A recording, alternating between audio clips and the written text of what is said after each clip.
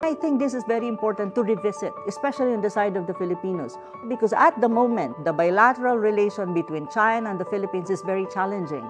Because as you can see, of course, at the higher plane, China and the United States have this strategic rivalry, and it's very evident. Remembering that, diplomatic relation and relationship of the two countries is not just about the South China Sea dispute. It's a very small part of the overall diplomatic relation of the two countries. The diplomatic relation between the Philippines and China existed before the Western colonization or even before the Spanish colonization of the Philippines. I'll give you one example. The life of Sultan Paduka Pahala. He was a sultan who traveled to China, was welcomed by Emperor Yongli in a grand way, and there was a good partnership. And even until now, he was buried in Shandong, and even the descendants are still there. So this is something that we need to look back and try to be inspired.